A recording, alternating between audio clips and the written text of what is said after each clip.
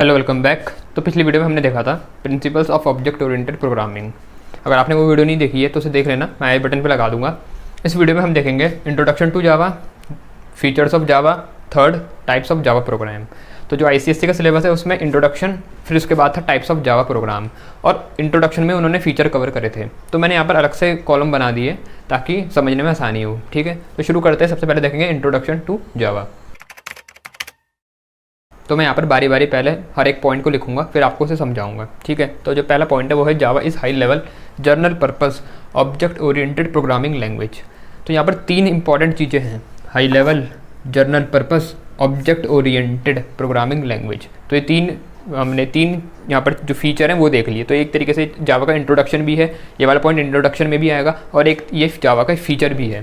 ठीक है, और ये बहुत इंपॉर्टेंट है। अब समझते हैं क्या जो जावा इज़ हाई लेवल। अब ये पहले तो बात है, ये लेवल कैसे पता चलता है हमें, हाई लेवल है क्या और जावा हाई लेवल क्यों है। तो देखो, अगर मैं लेवल की बात करूँ तो मेन दो लेवल होते हैं। हाई लेवल प्रोग्रामिंग लैंग्वेज होती है, एक होती है लो लेवल प्रोग्रामिंग लैंग्वेज।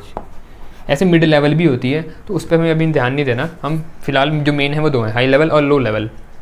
अब पहली चीज़ तो ये है, ये हमें कैसा पता चलता है कि किसका लेवल हाई है, किसका लेवल लो है। तो जो ये लेवल होता है ना, ये हम प्रोसेसर, जो हमारा माइक्रो प्रोसेसर होता है, जो CPU बोलते हैं जिसे, तो उसके रिस्पेक्ट में हम देखते हैं, CPU के रिस्पेक्ट में, कि CPU के लिए जो लैंग्वेज का लेवल हाई है उसे हाई लेवल बोलेंगे, CPU के लिए जिस लैंग्वेज का लेवल लो है उसे लो लेवल बोलेंगे। अब हमें कैसे पता CPU के लिए कौन सी लैंग्वेज का लेवल लो है, कौन सी का हाई है। तो याद रखना, जो लैंग्वेज CPU को आसानी से समझ में आ जाए, जो उसे समझ में आती है, उनका लेवल है लो। सीधी सी बात है ना, किसी की भी चीज़ की अगर हम बात करें तो मेरे लिए किसी चीज़ का लेवल हाई तब होगा जब वो मेरे सर के ऊपर से जाएगी, मेरे समझ में नहीं आएगी। लेकिन जो चीज़ मुझे समझ में आती है तो मैं बोलूँगा नहीं, तो मतलब मेरे लिए उसका लेवल लो है। हम बोलते नहीं भाई इसका तो लेवल बहुत हाई है, ये मेरे समझ में नहीं आ रहा। तो वही बात है, CPU के लिए जिस लैंग्वेज का लेवल बहुत हाई है उसके लिए वो लैंग्वेज हाई लेवल है, उसके समझ के परे है, या उसको समझाने के लिए हमें उससे लो लेवल में लाना पड़ेगा उस लैंग्वेज को। ठीक है, और जो उसके आसानी से समझ में आ जाती है CPU के, उसे हम बोलते हैं लो लेवल लैंग्वेज। तो जैसे हाई लेवल का मैंने अभी एग्जांपल बताया, एक हो गया जावा, ऐसे और लैंग्वेज भी हैं, फिलहाल जो कोर्स में उसी की बात कर रहा हूँ। तो जावा होगी high level language. Low level language होती हैं जैसे असेंबली लैंग्वेज, असेंबली, ये मैं इसलिए बता रहा हूँ क्योंकि पता होना चाहिए जो आप पढ़ रहे हो, तो उसके लिए आपको ये पता होना ज़रूरी है कि ये लो लेवल क्या होती है, तब तो डिफरेंशिएट कर पाओगे कि इसको हाई लेवल क्यों बोलते हैं, उसको लो लेवल क्यों बोलते हैं। असेंबली लैंग्वेज होगी या मशीन लैंग्वेज होगी, ये सब हमारी लो लेवल होती हैं। अब यहाँ पर ध्यान दो, लो लेवल मतलब जो CPU के समझ में आएगा, और CPU को हमें पता है क्या समझ में आता है। मशीन लैंग्वेज, और वो कैसी होती है, 0101 के कॉम्बिनेशन में लिखी हुई। तो अगर तुमने कोई लैंग्वेज 0101 के फॉर्म में लिखी है तो वो CPU के बहुत आसानी से समझ में आएगी। और यहाँ पर मतलब विडंबना देखो कि जो CPU को आसानी से समझ में आता है वो हमारी समझ के बहुत मुश्किल है। मतलब कहना मैं चाह रहा हूँ, जैसे 0101 में हमने कोड लिखा तो हमारे लिए बहुत मुश्किल है ना वो समझना।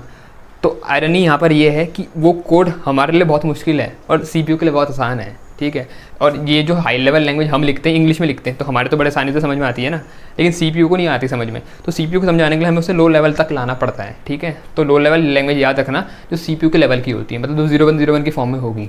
या असेंबली लैंग्वेज है तो असेंबली लैंग्वेज 0101 की फॉर्म में नहीं होती, लेकिन इसे हम बहुत आसानी से 01 में कन्वर्ट कर पाते हैं, तो इसलिए ये भी लो लेवल लैंग्वेज की कैटेगरी में आती है। ठीक है, तो जावा है हाई लेवल लैंग्वेज, मतलब इसको CPU को समझाने के लिए हमें लो लेवल तक लाना पड़ेगा, तो उसमें कई प्रोसेस होते हैं। तो जावा इसलिए है हाई लेवल लैंग्वेज। बात समझ में आ रही? ऐसी बहुत लैंग्वेज है हमारी, पाइथन ये भी एक हाई लेवल लैंग्वेज है, तो ऐसी बहुत होती हैं। तो जावा हाई लेवल लैंग्वेज ये हमने समझ लिया। अब बोला है जर्नल पर्पस। अब जर्नल पर्पस देखो, जर्नल मतलब जनरल पर्पस, मतलब कोई पर्टिकुलर चीज़ को सॉल्व करने के लिए नहीं बनी है जावा। मतलब जावा का हम मल्टीपल जगह पर यूज़ कर सकते हैं, या Java can be used in multiple domain कह लो, या मल्टीपल एप्लीकेशन बनाने में, मल्टीपल फील्ड में मैं इसका यूज़ कर सकता हूँ। कंप्यूटर साइंस में भी बहुत फील्ड होती हैं। ठीक है, तो उसमें मल्टीपल फील्ड में जावा का यूज़ हो सकता है। अब जैसे कहाँ हो सकता है, फॉर एग्जांपल गेमिंग एप्लीकेशन, भाई गेम तो सब खेलते हैं ना, तो पीछे का भी पता होना चाहिए। गेमिंग को डेवलप करने के लिए जावा का भी हम यूज़ करते हैं। गेमिंग एप्लीकेशन बनाने के लिए, गेम्स बनाने के लिए कई लैंग्वेज का यूज़ होता है, तो जावा भी उसमें से एक लैंग्वेज है। जो आप गेम खेलते हो, कई गेम खेलते हो, उनमें जावा का भी यूज़ होता है बनाने में। ठीक है, गेमिंग एप्लीकेशन बनाने में जावा का यूज़ होता है, और मोबाइल एप्लीकेशन बनाने में भी जावा का यूज़ होता है। मोबाइल एप्लीकेशन जैसे एंड्रॉयड के आपने ऐप्स देखे ना, तो ऐप्स लगभग जावा में ही बनते हैं। ठीक है, तो जावा बहुत इंपॉर्टेंट है। ऐसे ही आता है फिर big data technology, big data technologies. अब ये बिग डेटा क्या होता है? देखो, बिग डेटा मतलब जब हम बहुत बड़े डेटा वॉल्यूम से डील करते हैं, डेटा में से इंपॉर्टेंट चीज़ों को एक्सट्रैक्ट करते हैं। तो जब वहाँ पर बिग डेटा में कभी कोडिंग करनी पड़ती है ना हमें, तो मेन लैंग्वेज वहाँ पर जावा या स्काला, इन दो का यूज़ होता है। तो जावा वहाँ पर बहुत इंपॉर्टेंट है और बहुत बड़ी फील्ड है अपने आप में। तो बिग डेटा में भी इसका यूज़ होता है। मैं बस ये बता रहा हूँ, मतलब अलग अलग डोमेन में जावा का यूज़ होता है। इसके अलावा भी बहुत हैं, जैसे वेब एप्लीकेशन में भी जावा का यूज़ होता है। वेब एप्लीकेशंस, डेटाबेस एप्लीकेशंस,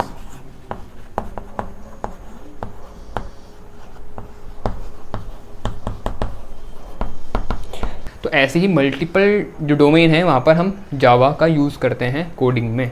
तो इसलिए जावा बहुत इंपॉर्टेंट है और इसलिए जावा का बोला गया journal purpose object oriented. Object oriented ये तो पता ही है ना, मैंने बता भी रखा है। जावा बहुत स्ट्रिक्टली ऑब्जेक्ट ओरिएंटेड पैराडिम को फॉलो करती है और ये तो हमने पिछली वीडियो और उससे पिछली वीडियो में समझा हुआ है कि जावा स्ट्रिक्टली जो ऑब्जेक्ट ओरिएंटेड प्रिंसिपल हैं उनको फॉलो करती है। तो इसलिए ऑब्जेक्ट ओरिएंटेड प्रोग्रामिंग लैंग्वेज है, यहाँ पर हर चीज़ ऑब्जेक्ट के आसपास घूमेगी। तो इसलिए हम जावा को बोलते हैं high level general purpose object oriented programming language. मेरे ख्याल से वाला पॉइंट क्लियर हो चुका होगा। तो अब नेक्स्ट पॉइंट पे आते हैं। Java was developed by James Gosling at Sun Microsystems. तो जावा को जेम्स गॉसलिंग ने बनाया था सन माइक्रो सिस्टम में, लेकिन अब ये ओरेकल की हो चुकी है। तो ओरेकल ने यहाँ पर दिमाग लगाया और ओरेकल ने 2010 में जनवरी में क्या करा, सन माइक्रो सिस्टम को ही खरीद लिया। तो सन माइक्रो सिस्टम को खरीदा तो अब जावा भी ऑटोमेटिकली हो चुकी है ओरेकल की, ठीक है। तो अब जावा है किसकी? ओरेकल कॉर्पोरेशन की। पहले किसकी थी? सन माइक्रो सिस्टम की थी, लेकिन अब ओरेकल उसे एक्वायर कर चुका है। नेक्स्ट पॉइंट है, जावा वॉज रिलीज्ड इन 1995। तो पहली बार जब जावा मार्केट में आई थी तो वो 1995 की बात है। जावा 18 is the latest version of Java. तो जावा का जो अभी लेटेस्ट वर्जन है, अभी की बात करूँ मैं, तो वो जावा 18 है और इसी ईयर के सितंबर में जावा 19 भी रिलीज़ होएगा, ठीक है। तो फिलहाल जो अभी लेटेस्ट वर्जन है वो है जावा 18। तो ये तो हमने देखे इंट्रोडक्शन जावा का। अब आते हैं जावा के फीचर्स पर। तो अब हम देखेंगे फीचर्स ऑफ जावा। तो जो जावा का पहला फीचर है वो वही है जो मैंने इंट्रोडक्शन में आपको बताया था। जावा is high level general purpose object oriented programming language, और ये मैंने आपको अच्छे से समझा रखा है। हाई लेवल जनरल पर्पस और ऑब्जेक्ट ओरिएंटेड प्रोग्रामिंग लैंग्वेज का मतलब क्या होता है? जो 9th क्लास के बच्चे हैं अगर देख रहे हैं तो 9th क्लास में ये बहुत इंपॉर्टेंट क्वेश्चन होता है कि फ़ीचर क्या है जावा के बारे में बताओ।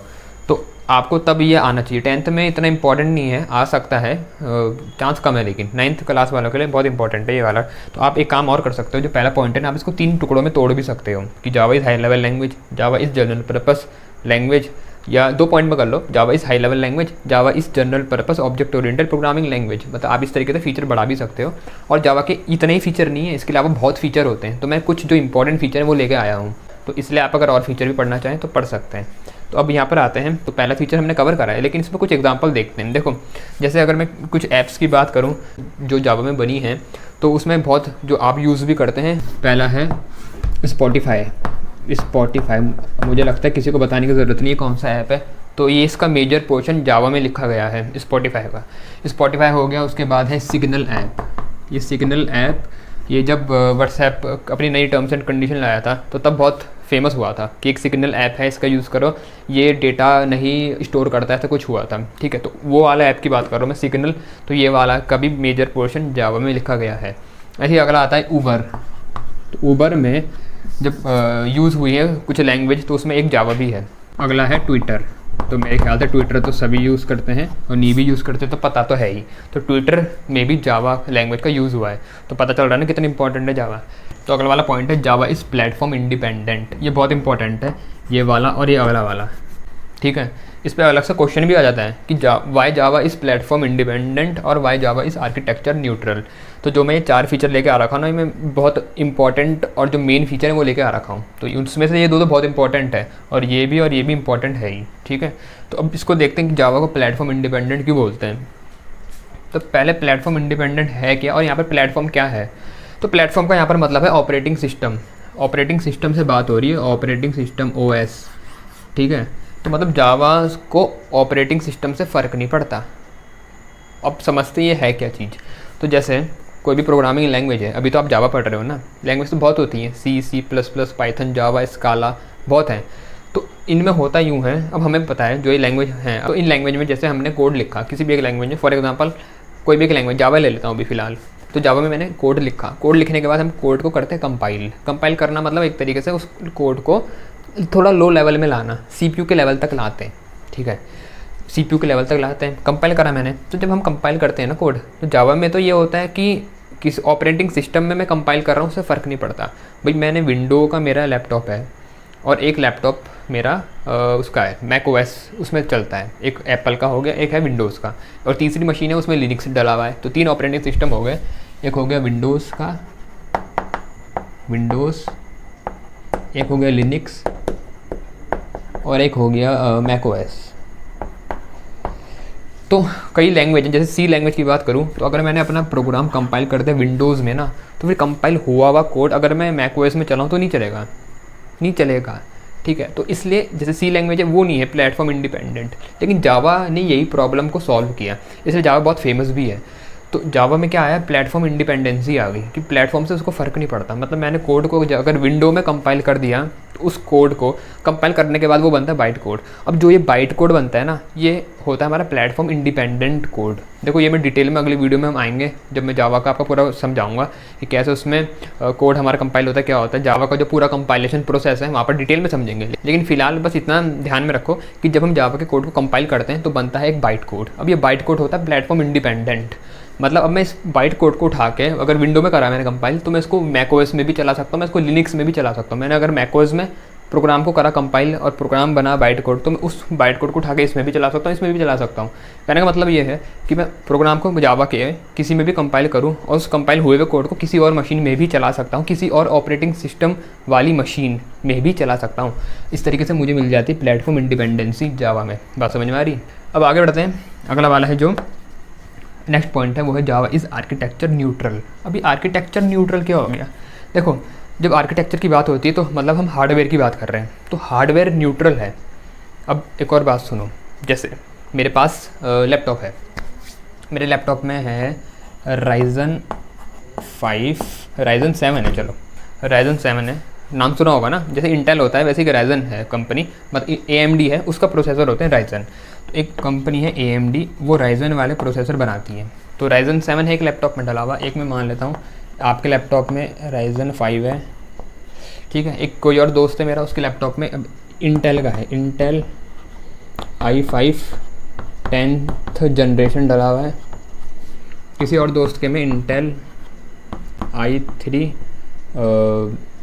11th जनरेशन डला हुआ है, एग्जाम्पल ले रहा हूँ। तो जावा इस आर्किटेक्चर न्यूट्रल का मतलब ये होता है कि जैसे मैंने कोड कंपाइल किया उस कंप्यूटर में जिसमें Ryzen 7 प्रोसेसर है, अब वो कंपाइल हुए हुए कोड को अगर मैं उसमें चलाऊं इंटेल i5 10th जनरेशन वाले कंप्यूटर में, देखो मैं यहाँ पर ऑपरेटिंग सिस्टम की बात नहीं कर रहा भाई, ऑपरेटिंग सिस्टम उसमें विंडो हो कोई और हो उससे फ़र्क नहीं पड़ता, वो तो हमने देख लिया ऑपरेटिंग सिस्टम न्यूट्रल है, प्लेटफॉर्म इंडिपेंडेंसी है। अब मैं बात कर रहा हूँ प्रोसेसर की, तो अगर मेरा कंप्यूटर है उसमें विंडो डली हुई है और Ryzen 7 है, तो मैंने अगर उसमें कोड कंपाइल करा और उस कोड को उठा के मैं लिनक्स वाली मशीन में इंटेल i5 10th जनरेशन उसमें प्रोसेसर लगाया, अगर उसमें कंपाइल करे हुए कोड को चलाता हूँ तो जावा में चल जाएगा, जावा में चल जाएगा।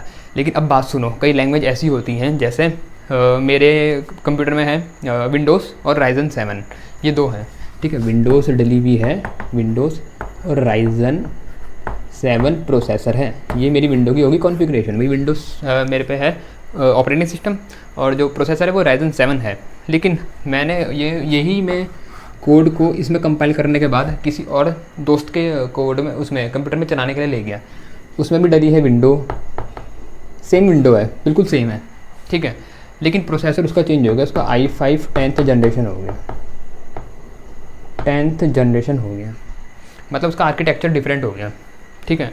तो अगर मैं वो कंपाइल हुए हुए कोड को इसमें चलाना चाहूँ, किसी और लैंग्वेज की बात करूँ, मैं अगर C लैंग्वेज की बात करूँ तो वो कोड नहीं चलेगा।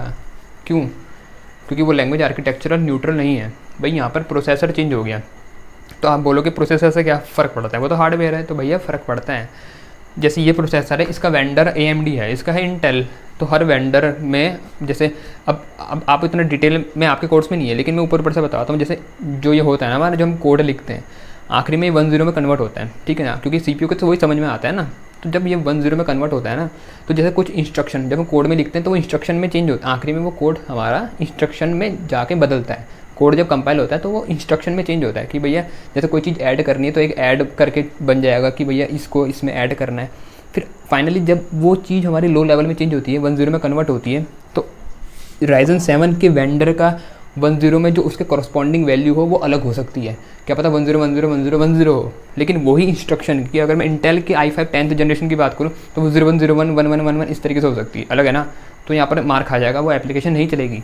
तो इसलिए जावा में ये प्रॉब्लम नहीं होती। जावा होता है आर्किटेक्चर न्यूट्रल, मतलब मेरा कुछ भी प्रोसेसर लगा हो, कोई भी विंडो डली हो, उसमें कंपाइल कर दिया, उस कंपाइल हुए कोड को किसी दूसरे कंप्यूटर में चलाऊंगा जिसमें कोई और ऑपरेटिंग सिस्टम हो, कोई और हार्डवेयर हो, फ़र्क नहीं पड़ता, ठीक है। सेम हो ऑपरेटिंग सिस्टम, कोई और हार्डवेयर हो, तब भी फ़र्क नहीं पड़ता, क्योंकि वो ऑपरेटिंग सिस्टम से भी उसको फ़र्क नहीं है, वो प्लेटफॉर्म इंडिपेंडेंट है, उसे आर्किटेक्चर से भी फ़र्क नहीं पड़ता क्योंकि उसका आर्किटेक्चर भी न्यूट्रल है। समझ में आ रही बात? तो ये दोनों में अंतर है। प्लेटफॉर्म मतलब OS इंडिपेंडेंट, कुछ भी ऑपरेटिंग सिस्टम हो फ़र्क नहीं पड़ेगा। आर्किटेक्चर मतलब प्रोसेसर का कोई भी मतलब आपका कोई भी हार्डवेयर हो तो उससे जावा को कोई प्रॉब्लम नहीं है, ठीक है। तो इसलिए जावा बहुत फेमस भी है इसी कारण से। आखिरी वाले पे आते हैं, जावा इज़ पोर्टेबल लैंग्वेज। वही मतलब है कि जावा का कोड मैंने कहीं कंपाइल किया किसी एक प्लेटफॉर्म पे, तो मैं उसे दूसरे प्लेटफॉर्म पे भी चला सकता हूँ, कोई प्रॉब्लम नहीं आएगी। जावा का कोड पोर्टेबल होता है, ठीक है। जावा का कोड मतलब एक जगह कंपाइल करके हम बहुत जगह चला सकते हैं, इसलिए जावा को हम पोर्टेबल लैंग्वेज भी बोलते हैं। यहाँ तक बात क्लियर है, ठीक है। तो ये तो थे हमारे फीचर ऑफ जावा। ये बहुत इंपॉर्टेंट फीचर है, इसके अलावा भी होते हैं, आप पढ़ना चाहे पढ़ लेना, लेकिन ये बहुत इंपॉर्टेंट फीचर है, वो मैंने यहाँ पर कवर कर दिए हैं। अब आगे आते हैं टाइप्स ऑफ प्रोग्राम इन जावा। जावा में किस किस तरीके के प्रोग्राम हो सकते हैं वो देखेंगे। तो अगर हम टाइप्स ऑफ जावा प्रोग्राम देखें तो 2 तरीके के होते हैं। पहला है स्टैंड अलोन एप्लीकेशन, दूसरा है जावा एप्लेट। तो सबसे पहले वाले को कवर करते हैं, स्टैंड अलोन एप्लीकेशन। ये क्या होती हैं? तो स्टैंड अलोन नाम में देखो, स्टैंड अलोन जो अकेला खड़ा हो, एक तरीके से आत्मनिर्भर, मतलब इसको दूसरों की ज़रूरत नहीं है। तो ये जो एप्लीकेशन होती हैं they can run independently, they can run independently. ये तो हमें नाम से समझ में आ गया, स्टैंड अलोन। तो कई चीज़ें तो हमें सिर्फ नाम को एनालाइज करके ही पता चल जाती हैं। तो स्टैंड अलोन एप्लीकेशन वो होंगी विच कैन रन इंडिपेंडेंटली, जिसे किसी और चीज़ की ज़रूरत नहीं पड़ेगी, जो अपने आप में ही काफ़ी है रन करने के लिए। तो अगर मैं स्टैंड अलोन एप्लीकेशन के एग्जांपल की बात करूं तो एडोब एक्रोबैट रीडर आप सबने सुना होगा। तो ये एडोब एक्रोबैट रीडर एक स्टैंड अलोन एप्लीकेशन है जिसमें PDF को ओपन करते हैं, ठीक है। तो जो भी ये रन करता है हमारी मशीन में या हमारे कंप्यूटर में, तो हमें इसे यूज़ करने के लिए किसी और प्रोग्राम, किसी और सॉफ्टवेयर की ज़रूरत नहीं पड़ती है, इंडिपेंडेंटली काम कर जाता है। तो इसलिए हम इसको बोलते हैं स्टैंड अलोन एप्लीकेशन, ठीक है। तो एडोब एक्रोबैट रीडर इसका एक अच्छा एग्जाम्पल है। ये जो स्टैंड अलोन एप्लीकेशन है इनकी भी 2 कैटेगरी होती है, या ये 2 कैटेगरी में डिवाइडेड हैं। तो वो देख लेते हैं कौन सी कैटेगरी है। तो पहली कैटेगरी जो है वो है GUI एप्लीकेशन, मतलब graphical user interface. Graphical user, अभी बताता हूँ ये क्या है, अब पहले जरा देख लेते हैं दोनों कैटेगरियों को। तो ग्राफिकल यूज़र इंटरफेस पहली है, दूसरी है कंसोल बेस्ड एप्लीकेशन।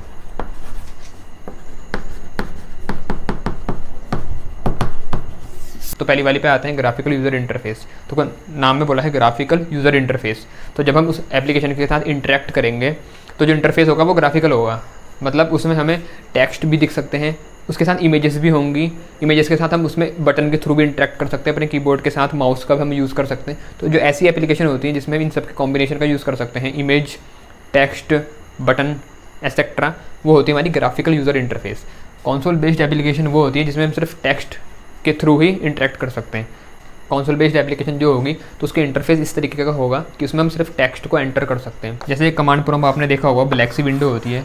तो जो ये हमारी कंसोल बेस्ड एप्लीकेशन होती है ये कमांड प्रॉम्प्ट पे रन करती है, वो ब्लैक सी विंडो होती है ना उस पर। तो हम सीधा सिर्फ अपने टेक्स्ट जो हमें एंटर करना है वो डालेंगे, वो आउटपुट आ जाएगा उसके अकॉर्डिंग। तो इस तरीके की जो एप्लीकेशन होती है, मतलब इसमें हम इमेज नहीं यूज़ कर सकते, हम इसमें माउस बटन का यूज़ इसमें नहीं हम कर सकते, हम सिर्फ टेक्स्ट के थ्रू ही इंटरेक्ट कर सकते हैं। वो एप्लीकेशन होगी हमारी कौन सी, कंसोल बेस्ड एप्लीकेशन, और जिसमें हम सब इमेजेस का, बटन का, एनिमेशन का, इनका यूज़ कर सकते हैं, बटन, इमेज, माउस का एसेट्रा। तो ये सब हमारी जिस कैटेगरी में आती है वो होती है ग्राफिकल यूज़र इंटरफेस, ठीक है। तो ये तो हमने देखी हमारी स्टैंड अलोन एप्लीकेशन। अब जो दूसरी है हमारी जावा एप्लेट, वो देखते हैं जावा एप्लेट क्या होते हैं। जावा के एप्लेट हैं, इनका यूज़ हम वेबसाइट में करते हैं, ठीक है। इनको हम एम्बेड करते हैं वेबसाइट में, एम्बेडेड इन वेबसाइट्स। अब ये होते कैसे हैं जो वेबसाइट में, जैसे कभी हम अगर मैं इनकी बात करूँ तो ये एप्लेट दिखते कैसे हैं वेबसाइट में, होते कैसे हैं एम्बेडेड करे हुए। तो जैसे वेबसाइट, आपने कोई वेबसाइट खोली, उसमें आपको कोई एनिमेशन दिखे, एनिमेशन टाइप का आता हुआ, या उसमें कुछ ग्राफिकल यूज़र इंटरफेस हो, ठीक है, तो वो जो होता है वो हम एप्लेट के थ्रू करते हैं, जावा एप्लेट की मदद से। तो ये एम्बेड करे हुए रहते हैं वेबसाइट में हम इनको डालते हैं, एप्लेट का यूज़ करते हैं वेबसाइट में या वेब पेज में कई काम कर सकते हैं, जैसे साउंड, प्लेइंग साउंड, या कुछ आपने गेम देखे होंगे, छोटे मोटे गेम, जैसे हम कोई वेबसाइट खोलते हैं तो वेबसाइट में ही हम गेम खेल सकते हैं, लाइव गेम, ठीक है, कोई छोटा मोटा टैंक का गेम है या कोई इस टाइप का गेम वेबसाइट में ही खेल सकते हैं। तो ये जो गेम होते हैं छोटे मोटे से गेम बनाए हुए वेबसाइट में जो रन करते हैं, इनको हम बोलते हैं, ये भी मतलब जावा एप्लेट के थ्रू बनते हैं, ठीक है। तो छोटे मोटे जो गेम होते हैं जैसे इंटरेक्टिव गेम्स जो वेब ब्राउज़र वेबसाइट उनमें रन करेंगे, तो वो भी हम एप्लेट के थ्रू बना सकते हैं, एनिमेशन बना सकते हैं। तो जो जावा के एप्लेट हैं ये वो प्रोग्राम होते हैं जावा के जो वेब ब्राउज़र पर ही रन करते हैं, ये इंपॉर्टेंट है। Java program which run on web browser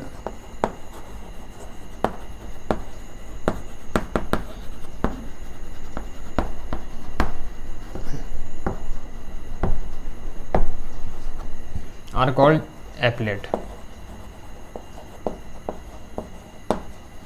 तो जावा के वो प्रोग्राम जो वेब ब्राउज़र पे रन करते हैं उनको हम बोलते हैं एप्लेट। यहाँ तक बात क्लियर है, समझ में आ रही? तो इस वीडियो में इतना ही था। आई होप आपको सब चीज़ें समझ में आ चुकी होंगी। अगर आया है तो वीडियो को लाइक करते हुए जाना, और चैनल को अगर सब्सक्राइब नहीं करा है तो वो भी कर लेना। जल्दी अगली वीडियो में मिलता हूँ। अगली वीडियो में जावा के कंपाइलेशन प्रोसेस को डिटेल में बड़े अच्छे से समझेंगे। तो जल्दी नेक्स्ट वीडियो में मिलते हैं। Thanks for watching.